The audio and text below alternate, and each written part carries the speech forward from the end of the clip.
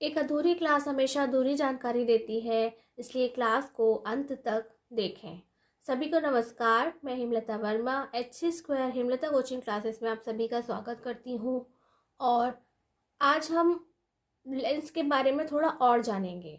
जैसे कि last class में हमने पढ़ा था कि लेंस क्या होता है और लेंस के कौन से टाइप्स होते हैं या किस तरह से डिवाइड करके हम उन्हें पढ़ते हैं, और जो हमारा सिलेबस है उसके अकॉर्डिंग हमें कॉन्वेक्स लेंस और कॉनकेव लेंस को ही पढ़ना है, प्लेनो लेंसेस को हमें नहीं पढ़ना है। तो जैसे हमने जब मिरर पढ़ा था, यानी कि जब हमने दर्पण पढ़ा था, तो उसके बारे में हमने कुछ छोटे छोटे टर्म्स, छोटी छोटी डेफिनेशन सीखी थी, जिसकी हेल्प से हमने आगे उनके रे डायग्राम्स बनाए थे, यानी कि आरेख खींचे थे, किरण आरेख खींचे थे, और हमने उनको न्यूमेरिकली सॉल्व करना सीखा था। इसी तरह से यहाँ पर हमें लेंस की जो प्रॉब्लम्स हैं उन्हें भी न्यूमेरिकली सीखना होगा, उनके रे डायग्राम्स बनाने होंगे, जिसके लिए पहले हमें वो छोटे छोटे टर्म्स लेंस के लिए भी सीखने होंगे। इसलिए हम अब पहले लेंस के लिए जो इम्पोर्टेंट टर्म्स हैं, डेफिनेशंस हैं, पहले उन्हें सीखते हैं, ताकि हम आगे की सभी चीज़ों को अच्छे से सीख सकें। तो जो फर्स्ट है हमारा अपर्चर, यानी कि द्वारक। हमने पहले भी मिरर के लिए यानी कि दर्पण के लिए हमने अपर्चर को पढ़ा था, द्वारक को पढ़ा था। अब हम यहाँ पर देखते हैं किस प्रकार है। The effective diameter of the circular outline of a spherical lens is called it's aperture. यानी कि आपको याद होगा कि हमने कल आपको कॉनकेव और कॉन्वेक्स लेंस को बनाकर दिखाया था स्फीयर में से। यानी कि आपको याद होगा कि हमने दो स्फीयर्स लिए थे, और दो स्फीयर्स से हमने देखा था कि एक कॉनकेव लेंस बना, और दो स्फीयर लिए फिर कॉन्वेक्स लेंस बना। तो उसी में से हम आपको फिर से उस डायग्राम में ले जाते हैं और दिखाते हैं कि ये जो हमारा अपर्चर है वह कौन सा हिस्सा है, वह कौन सा इफेक्टिव डायामीटर है जो कि एक सर्कुलर आउटलाइन बनाता है, और उसी को हम क्या कह रहे हैं कि वह स्फेरिकल लेंस का क्या है, वह उसका अपर्चर है। और हिंदी में अगर हम कहें कि गोलीय लेंस की वृत्ताकार रूपरेखा, यानी कि गोलीय लेंस का जो ये गोल गोल वृत्ताकार जो रूपरेखा है उसका प्रभावी व्यास, व्यास हम सभी जानते हैं कि वह कैसा होता है, वह केंद्र से होकर के जाता है, यानी कि वृत्त के केंद्र से होकर जाता है। इसका द्वारक कहलाता है, यानी कि वह गोलीय लेंस का द्वारक कहलाता है। तो अब हम उसे डायग्राम में देखते हैं। देखिए, ये हमारा क्या है, ये हमारा कॉन्वेक्स लेंस यानी कि उत्तल लेंस है, और ये हमारा कॉनकेव लेंस यानी कि अवतल लेंस है। और हमने कल सीखा था कि ये किस प्रकार बनते हैं। और जो हमारा क्या है कि वह जो हमारा पोर्शन है, ये क्या है, ये है हमारा सर्कुलर पोर्शन, यानी कि यह वह वृत्ताकार पोर्शन है जिसे हम कॉन्वेक्स लेंस या उत्तल लेंस कह रहे हैं। असल में है क्या है, सिक्के की तरह गोल है। आप सभी ने लेंस देखा होगा, आपने चश्मे पहने हैं, ठीक है, तो आपने पहने भी नहीं है तब भी आपने देखे हैं कि वह कैसा होता है।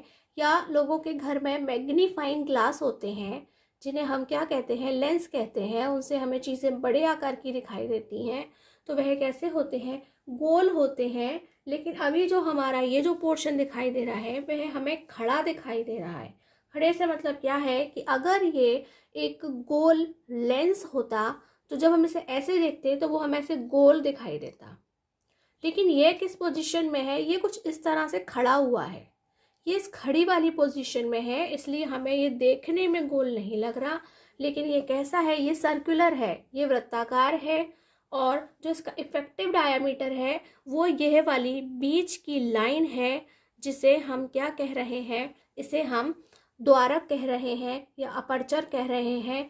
यही वो हिस्सा है जहाँ से यहाँ से वानी जाने वाली कोई भी जो लाइट रेज होगी वह इस डायामीटर से गुजरने के बाद कैसी हो जाएगी, रिफ्रैक्शन का काम करेगी, यानी कि उसके यहाँ से गुजरने के बाद ही उसमें अपवर्तन होगा। तो यही वह इफेक्टिव डायामीटर है जिसे हम अपर्चर कहते हैं। इसके अलावा कहीं भी और से वह रिफ्रैक्शन का काम नहीं करेगी। और इसी प्रकार ये कॉनकेव लेंस यानी कि अवतल लेंस में भी होगा, और उसका जो इफेक्टिव डायमीटर है क्या है, वह ये वाला पोर्शन है। ये जो बीच में सीधी रेखा जा रही है वही क्या है, वही अपर्चर है या हम उसे द्वारक कहते हैं। सेकेंड जो इम्पोर्टेंट टर्म है वह है ऑप्टिकल सेंटर। हिंदी में हम कहेंगे प्रकाशिक केंद्र। The central point of a lens is its optical centre and denoted by O. जैसे कि आप जानते हैं कि जब हम एक सर्कल बनाते हैं तो क्या होता है, उसका एक सेंट्रल पॉइंट होता है, यानी कि जहाँ से हम अपने कंपास को रख के बनाना स्टार्ट करते हैं वही हमारा क्या होता है, सेंट्रल पॉइंट होता है, जिसे हम सेंटर बोलते हैं और हम उसे ओ से इंडिकेट करते हैं मोस्टली। और यहाँ पे भी इसको ओ से ही डिनोट किया गया है। और हिंदी में हम कहेंगे लेंस के केंद्रीय बिंदु, यानी कि हिंदी मीडियम अच्छे से जानता है कि हम उसे क्या बोलते हैं, हम उसे केंद्रीय बिंदु बोलते हैं। लेंस के केंद्रीय बिंदु को उसका प्रकाशिक बिंदु कहते हैं। यहाँ पे हमने क्या नाम दिया है, उसे प्रकाशिक कहा है क्योंकि उसमें से प्रकाश जाता है, यानी कि उसमें से लाइट रेज पास होती हैं लेंस के अंदर से, इसीलिए उसका जो सेंटर है उसका नाम प्रकाशिक बिंदु रखा गया है तथा इसे ओ से प्रदर्शित करते हैं। अब हम इसी को चित्र में देखेंगे, यानी कि हम डायग्राम में देखेंगे कि यह कहाँ पर है। देखिए, अगर मेरे पास एक गोल सिक्का होता, यानी कि कुछ इस तरह से गोल होता, तो उसके ये वाले बिल्कुल बीच वाले पोर्शन में ही ये सेंटर पड़ता। जैसे आप सभी जानते हैं, सभी ने सर्कल बनाया है, ऐसा नहीं है नहीं बनाया है, मैथ्स में बहुत काम होता है बनाने का। जब हम ज्योमेट्री बनाते हैं, बच्चे ड्राइंग्स बनाते हैं तो उसके लिए सर्कल बनाते हैं, तो ये कैसा होता है, ये एक सर्कल है और इसका ये जो मिडिल पॉइंट है वह क्या होता है, उसका सेंटर होता है। ऐसे ही, लेकिन फ़र्क ये है कि हमारा जो डायग्राम है उसमें हमारा सर्कल इस तरह से नहीं है, वह इस तरह से खड़ा हुआ है, इसलिए वह कहाँ पड़ेगा, वह बिल्कुल यहाँ पर हमें दिखाई देगा। इस डायग्राम के अंदर यहाँ पर हमें दिखाई देगा और उसी का नाम हम क्या रखेंगे, उसे हम ओ कहेंगे। क्या कहेंगे, हम उसे ओ कहेंगे। यही क्या है, हमारा ऑप्टिकल सेंटर है, या हिंदी में हम कहेंगे यह हमारा प्रकाशिक केंद्र है या हमारा प्रकाशिक बिंदु है। थर्ड जो हमारा इंपॉर्टेंट टर्म और डेफिनेशन है वह क्या है, सेंटर ऑफ कर्वेचर, यानी कि हिंदी में हम कहेंगे वक्रता केंद्र। यह है a lens either a convex और a concave has two spherical surfaces. हमने आपको पहले भी बताया कि वह कैसा है, उसके टू स्फेरिकल सरफेस है। जैसे कि आप जानते हैं जो एक कॉइन होता है उसके भी टू सरफेसेस होते हैं, भले ही वह टू स्फीयर्स को काट करके नहीं बना है, लेकिन क्या है, उसके भी क्या है, टू सरफेसेस होते हैं। एक को हम हेड और एक को हम टेल भी बोलते हैं। Each of these surfaces forms a part of a sphere, और उनमें से हर एक स्फीयर जो सरफेस होता है वो किसी एक स्फीयर का हिस्सा होता है। The centres of these spheres are called centres of curvatures of lens, यानी कि यहाँ पे एक सेंटर नहीं होता है, एक सेंटर ऑफ कर्वेचर नहीं है। यहाँ पे क्या है, यहाँ पे दो सेंटर ऑफ कर्वेचर्स हैं। Since there are two centres of curvature C1 and C2, जैसे हम पहले मिरर के लिए जब पढ़ा था तो हमने क्या नाम रखा था, हम उसे C से डिनोट करते थे, लेकिन यहाँ पर दो हैं इसलिए हमने उनका नाम C1 एंड C2 रखा है। हिंदी में हम कहेंगे किसी लेंस में चाहे वह उत्तल हो अथवा अवतल, दो गोलीय पृष्ठ होते हैं, इनमें से प्रत्येक पृष्ठ एक गोले का भाग होता है। इन गोलों के केंद्र लेंस के वक्रता केंद्र कहलाते हैं, इसलिए इन्हें C1 व C2 से प्रदर्शित किया जाता है। और आपको अच्छे से याद भी होगा कि हमने जब पहले पढ़ा था हमने तो बताया था कि ये जो वक्रता केंद्र होता है वह क्या होता है, वह सेंटर होता है। किस चीज़ का सेंटर होता है, वह जिस गोले या स्फीयर में से काट करके बनाया गया है उसका सेंटर होता है। और हमने आपको बताया था कि गोला किस तरीके होता है, जैसे मान लो कोई नींबू है, कोई लड्डू है, इस तरह की जो गोल चीज़ें होती हैं ना हमें स्फीयर कहते हैं। अब हम देखते हैं डायग्राम में इसे कैसे शो करना है। देखिए हमारा फिर से एक बार कॉन्वेक्स लेंस आ गया और ये हमारा कॉन्केव लेंस है और हमें दिखाई दे रहा है कि ये जो कॉन्वेक्स लेंस यानी कि उत्तल लेंस है वह इन दोनों स्फीयर से मिलकर बना है, यानी कि इन दोनों स्फीयर के भी क्या होंगे, सेंटर होंगे। तो मान लेते हैं ये जो स्फीयर है यानी कि ये इसका डायमीटर हो गया और इसका जो सेंटर है लगभग यहाँ होगा, ठीक। और अगर हम इस वाले को देखते हैं तो इसका सेंटर यानी कि जो बिल्कुल बीचों बीच का पोर्शन होगा वह लगभग यहाँ पर होगा, यानी कि यह क्या है, यह हमारा C1 है और यह हमारा C2 है। और इसी तरह से यहाँ पर जो सेंटर है वह बीचों बीच का हिस्सा हम उसे C1 लिखेंगे और यहाँ पर हम उसे C2 लिखेंगे। नेक्स्ट हमारा इम्पोर्टेंट टर्म और डेफिनेशन है प्रिंसिपल एक्सिस यानी कि मुख्य अक्ष। An imaginary straight line passing through the two centers of curvature of a lens is called its principal axis। फिर से आप देखिए क्या बोल रहे हैं, ये इमेजिनरी स्ट्रेट लाइन यानी कि हमने एक स्ट्रेट लाइन को इमेजिन किया है जो कहाँ से होकर के जाती है, वो सेंटर्स ऑफ कर्वेचर से होकर जाती है, किसके, उस लेंस के सेंटर्स ऑफ कर्वेचर से होकर के जाती है। उसी को हमने क्या कहा है, प्रिंसिपल एक्सिस कहा है। हिंदी में हम कहेंगे किसी लेंस के दोनों वक्रता केंद्रों से गुजरने वाली एक काल्पनिक सीधी रेखा, काल्पनिक यानी कि जो हमने इमेजिन की है, हमें बनी हुई नहीं दिखाई दे रही है, हमने उसे इमेजिनेट किया है और फिर उसको खींच दिया है। इसी सीधी रेखा को क्या कहा जाता है, लेंस का मुख्य अक्ष कहा जाता है। अब इसे हम डायग्राम में देखते हैं। चलिए देखते हैं, ये हमारे C1 और C2 हैं और अगर हम इनको मिलाकर यानी कि कुछ इस तरह से, मैं ये इस तरह से अगर एक स्ट्रेट लाइन को खींच देती हूँ, ठीक है, मैं यहाँ पे एक स्ट्रेट लाइन खींचती हूँ तो यह क्या बन जाएगा, यह प्रिंसिपल एक्सिस बन जाएगा। ये देखिए मैंने ये लाइन खींच दी है और यह क्या बन गया है, ये हमारा प्रिंसिपल एक्सिस बन गया है, हमारी इमेजिनरी लाइन बन गई है जो C1 और C2 से होकर के जाती है। इसी तरह से मैं एक फिर से एक काल्पनिक रेखा खींचूंगी और कॉनकेव लेंस में भी क्या बना दूंगी, एक प्रिंसिपल एक्सिस को बना दूंगी। देखिए तो हमारा यहाँ पर भी प्रिंसिपल एक्सिस तैयार है जो C1 और C2 से होकर के जाता है। नेक्स्ट जो हमारा इम्पोर्टेंट टर्म और डेफिनेशन है वह है फोकस और प्रिंसिपल फोकस। हिंदी में कहते हैं हम फोकस तथा मुख्य फोकस, दो नाम है, कोई प्रॉब्लम नहीं है। हमारे भी घर के और बाहर के अलग अलग नाम हो सकते हैं, किसी का भी हो सकता है। इसी तरह से इनके भी हम इन्हें फोकस भी कह सकते हैं और प्रिंसिपल फोकस भी कह सकते हैं। The point on principal axis where refracted rays meet, यानी कि वह वाला पॉइंट जहाँ पर जो लाइट रेज हैं वह रिफ्रैक्ट होने के बाद में मीट करती हैं यानी कि मिलती हैं।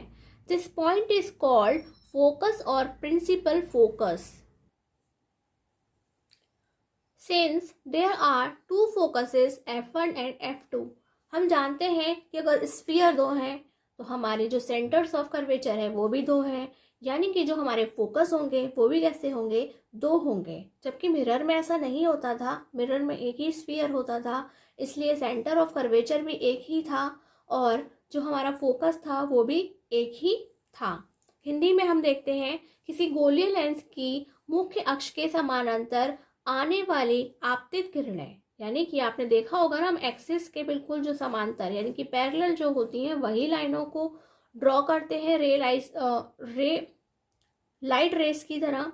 अपवर्तन के पश्चात मुख्य अक्ष के जिस बिंदु पर मिलती हैं, जैसे कि हमने आपको कन्वर्जिंग लेंस में पढ़ाया था कि वह एक पॉइंट पर आकर के मीट होती हैं, उस बिंदु को फोकस तथा मुख्य फोकस कहते हैं, इसलिए इन्हें F1 व F2 से प्रदर्शित करते हैं। अब ऐसा नहीं है केवल कन्वर्जिंग में ही मिलती है, जो डाइवर्ज होते हैं यानी कि उनमें भी कहाँ मिलती है, उनमें पीछे की तरफ मिलती है। आगे की तरफ तो वह डिस्पर्स हो जाती है, बिखर जाती है, लेकिन पीछे की तरह वो भी एक पॉइंट पर आकर के मिलती हैं।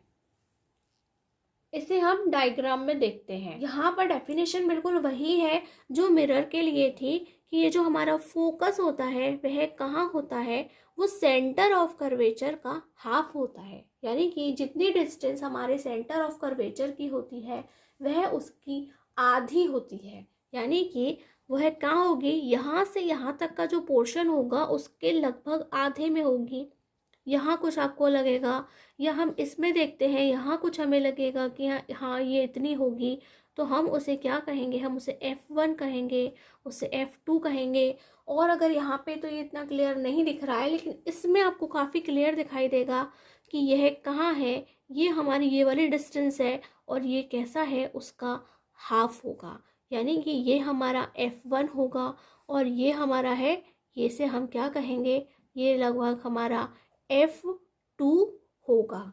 यानी कि यहाँ से आने वाले, अगर हमारा जो लाइट रेस पास हो रही हैं इस बारे से, तो हमारा फोकस जो है वो F2 होगा। और अगर यहाँ से पास हो रही हैं तो फोकस क्या होगा, वो F1 होगा।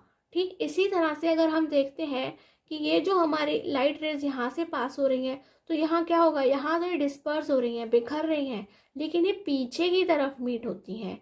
यानी कि अगर यहाँ से लाइट रेस पास हो रही हैं तो हमारा फोकस अगर क्या होगा, वह F1 ही होगा। और अगर हमारा जो C2 वाले से पास हो रही हैं तो जो हमारा फोकस है वो F2 ही होगा। कुछ बुक्सेस में ऐसा हो सकता है कि आपको यहाँ पर F2 लिखा मिले या F1 लिखा मिले, कोई फ़र्क नहीं पड़ता, आपको डायग्राम पे कंसंट्रेट करना है। अगर वहाँ पर डायग्राम में इंडिकेशन F2 और F1 है तो आप उसके अकॉर्डिंग नाम लिखिए, और अगर F1 F2 ही है तो आप उसके अकॉर्डिंग नाम लिखिए। आज का नेक्स्ट और जो लास्ट इम्पॉर्टेंट टर्म है हमारा, वह है फोकल लेंथ, यानी कि फोकस दूरी। The distance of the principal focus from the optical centre of a lens is called its focal length.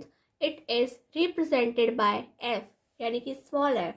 तो वह हमसे कह रहे हैं कि जो हमारी फोकल लेंथ है वह कहाँ से स्टार्ट होती है, वह जो है हमारे ऑप्टिकल सेंटर से लेकर जो हमारा प्रिंसिपल फोकस है वहाँ तक की डिस्टेंस को कहते हैं। हिंदी में हम देखते हैं किसी लेंस के मुख्य फोकस की प्रकाशिक केंद्र से दूरी, यानी कि उसका जो मुख्य फोकस था और प्रकाशिक केंद्र है या प्रकाशिक बिंदु है, उसकी जो दूरी है दोनों के बीच की, उसको हम क्या कहते हैं, फोकस दूरी कहते हैं। और इसे स्मॉल f से प्रदर्शित करते हैं। अब हम इसे डायग्राम में देखते हैं। ये है हमारा ऑप्टिकल सेंटर और ये है हमारा फोकस, यानी कि इसकी जो डिस्टेंस है हम उसे क्या कहेंगे, हम उसे F कहेंगे। ये हमारा क्या है, प्रकाशिक बिंदु है, और ये हमारा फोकस है। इसकी डिस्टेंस को हम क्या कहेंगे, हम F कहेंगे। इसी प्रकार से यह यहाँ पर भी है तो हम यहाँ पर भी लगाएंगे, ये यहाँ पर भी है तो हम उसे यहाँ तक भी कहेंगे। तो यह क्या है, यह हमारी फोकल लेंथ है, यानी कि वह हमारी फोकस दूरी है। अब देखने वाली बात यह है कि मैंने आपको कहा कि वो जो सेंटर ऑफ कर्वेचर का हाफ होती है, और उसी के अकॉर्डिंग मैंने ये पॉइंट्स जो हैं वो लगा दिए देख करके। और अब मैं आपसे कह रही कि जो हम उसको डिस्टेंस को मेजर करते हैं वो ऑप्टिकल सेंटर से फोकस तक मेजर करते हैं। तो यहाँ तो एक डिफरेंस है ना, तो वह डिफरेंस क्या है, तो डिफरेंस देखने वाली बात ये है कि ये जो हमारा लेंस होता है वो उस लेंस की जो थिकनेस होती है वो बहुत कम होती है, यानी कि वो बहुत थोड़ा सा मोटा होता है। तो बहुत माइनर सा फर्क होता है। जैसे कि हम देख रहे हैं कि ये वाला जो पोर्शन है भाई वो तो इसके अंदर काउंट ही नहीं होता, ना इसके अंदर ना इसके अंदर, और मेजर हमें करना है यहाँ से ओ वाले पॉइंट से, तो ये भी तो कोई डिस्टेंस हुई, ठीक है। तो अगर वो ये भी कोई डिस्टेंस हुई तो यह इतनी कम होती है कि वह इग्नोर हो जाती है, ठीक है, वह इग्नोर हो जाती है। तो ये जो हमारे 6 इंपॉर्टेंट टर्म्स थे वो हमने अब सीख लिए हैं। और अगर आपको इससे संबंधित कोई भी क्वेश्चन पूछना हो तो आप हमें कमेंट बॉक्स में क्वेश्चन पूछ सकते हैं। और प्लीज़ चैनल को लाइक करें, सब्सक्राइब करें, शेयर करें और आपको यह क्लास कैसी लगी यह भी हमें ज़रूर बताएं। यदि आपके पास कोई सुझाव है जो हमारे चैनल को आगे बढ़ने में मदद कर सकता है तो कृपया हमें वह सुझाव भी ज़रूर भेजें। और अगर आपको लगता है कि हमें कुछ चेंजेस करने चाहिए या कुछ प्रॉब्लम्स हैं तो वह भी आप हमें बता सकते हैं, से हम उसमें सुधार करने की कोशिश करेंगे। और आज की क्लास में बस इतना ही। सभी को नमस्कार, धन्यवाद।